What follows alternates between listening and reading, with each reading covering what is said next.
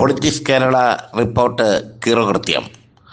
V Rajesh B J പിയുടെ തലസ്ഥാനത്തെ മേയറാകുമെന്ന് politics Kerala ആദ്യമേ തന്നെ റിപ്പോർട്ട് ചെയ്തിരുന്നു.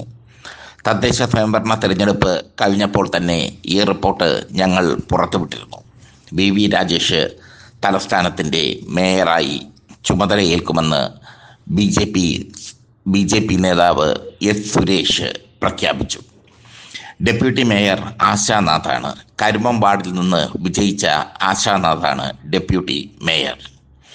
ABVP-യിലൂടെ കടന്നുവന്ന വി രാജേഷ് മുമ്പ് BJP-യുടെ ജില്ലാ അധ്യക്ഷനായിരുന്നു. ഇപ്പോൾ BJP-യുടെ സംസ്ഥാന സെക്രട്ടറിയാണ് വി രാജേഷ്. ശ്രീലേഖ IPS-നെ മേയറാക്കുമെന്ന് പല മാധ്യമങ്ങളും എഴുതിയിരുന്നു. ശ്രീലേഖ IPS-നെ മേയറാക്കില്ല എന്ന് പൊളിറ്റിക്സ് കേരള പറഞ്ഞിരുന്നു. പകരം വട്ടിയൂർക്കാവ് വാർഡിൽ ശ്രീലേഖ IPS മത്സരിക്കും. എന്തായാലും വി രാജേഷിനെ മേയറാക്കിയതിലൂടെ കരുത്തുറ്റ നീക്കം തന്നെയാണ് BJP നടത്തിയിരിക്കുന്നത്. വി രാജേഷിന് ഭരണരംഗത്ത് നല്ല സ്വാധീനമുണ്ട്. കഴിഞ്ഞ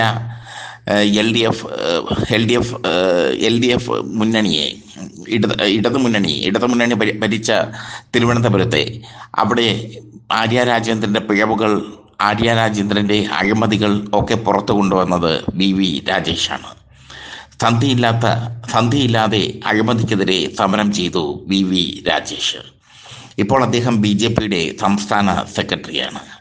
അദ്ദേഹം ഇപ്പോൾ തിരുവനന്തപുരത്തിൻ്റെ മേയറായി മാറിയിരിക്കുന്നു. ഡെപ്യൂട്ടി മേയറായ ആശാനാഥ് കരുമം വാർഡിൽ നിന്ന് ഉജ്ജ്വല വിജയമാണ് നേടിയത്. ജനറൽ വാർഡിലാണ് ആശാനാഥ് മത്സരിച്ചത്. എന്നിട്ടും ഉജ്ജ്വല വിജയം നേടി. മാത്രമല്ല, ആശാനാഥ് ഇത്തവണ ആറ്റിങ്ങൽ നിയോജക മണ്ഡലത്തിൽ നിന്ന് മത്സരിക്കാനുള്ള സാധ്യതയും ഉണ്ട്.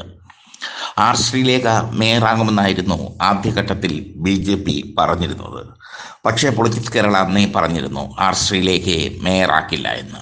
ഭരണ നൈപുണ്യം അതൊക്കെ ശ്രീലേഖയ്ക്ക് പ്ലസ് പോയിന്റ് ആണെങ്കിലും രാഷ്ട്രീയത്തിൽ ശ്രീലേഖ തുടക്കക്കാരിയാണ്.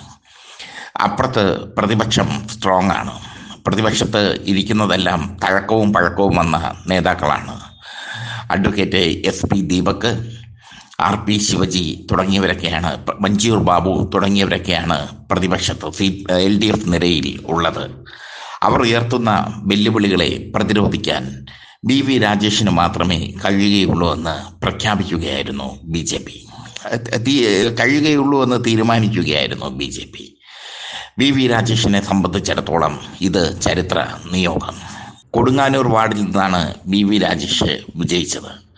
വി രാജേഷ് മിന്നുന്ന വിജയം തന്നെ സ്വന്തമാക്കി. എന്തായാലും ശ്രീലേഖയ്ക്ക് ഉന്നത പദവികൾ BJP കൊടുക്കും എന്നുള്ളത് ഉറപ്പാണ്. അടുത്ത നിയമസഭാ തെരഞ്ഞെടുപ്പിൽ വട്ടിയൂർക്കാവ് നിന്ന് ശ്രീലേഖ മത്സരിക്കും എന്നുള്ളതും ഉറപ്പാണ്. ശ്രീലേഖയെ പിണക്കാതെ തന്നെയാണ് BJP മേയറെയും ഡെപ്യൂട്ടി മേയറെയും തിരഞ്ഞെടുത്തത്. ശ്രീലേഖ പറഞ്ഞിരുന്നു താൻ വെറും കൗൺസിലറായി ഇരിക്കാനും തനിക്ക് സമ്മതമാണെന്ന്.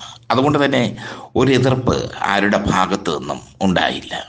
ഒരു എതിർപ്പും ഉണ്ടാകാതെ ഒറ്റക്കെട്ടായി മേയർ സ്ഥാനാർത്ഥിയെ പ്രഖ്യാപിക്കാൻ BJPക്ക് ആയി. തിരുവനന്തപുരത്ത് BJP നേടിയത് തിളക്കമാർന്ന വിജയമാണ് തിരുവനന്തപുരം കോർപ്പറേഷനിൽ.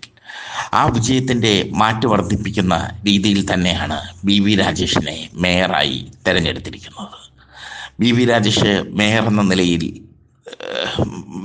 നിലയിൽ വരുമ്പോൾ പ്രതിപക്ഷത്തിന് ഉത്തരവാദിത്വം കൂടുകയാണ്. തഴക്കവും പഴക്കവും വന്ന രാഷ്ട്രീയക്കാരനാണ് വി രാജേഷ്. അപ്പുറത്ത് പ്രതിപക്ഷ നിരയിൽ തഴക്കവും പഴക്കവും വന്നവരുണ്ട്. SP ദീപക്കുണ്ട്, RP ശിവജിയുണ്ട്, വഞ്ചിയൂർ ബാബു ഉണ്ട്, മുൻ മേയർ K ശ്രീകുമാറുണ്ട്. ഇവരൊക്കെ തഴക്കവും പഴക്കവും വന്നവരാണ്. അവരിൽ നിന്ന് ശക്തമായ പ്രതിരോധം തന്നെ നേരിടേണ്ടി വരും BJPക്ക്. അതിനെ അതിജീവിക്കാനും അതിനെ പ്രതിരോധിക്കാനും വി രാജേഷിന് മാത്രമേ കഴിയുകയുള്ളൂ. എന്തായാലും തലസ്ഥാനത്തിൻ്റെ മേയറായി തിരഞ്ഞെടുക്കപ്പെട്ട വി രാജേഷിനും ഡെപ്യൂട്ടി മേയറായി തിരഞ്ഞെടുക്കപ്പെട്ട ആശാനാഥിനും പൊളിറ്റിക്സ് കേരളയുടെ അഭിനന്ദനങ്ങൾ.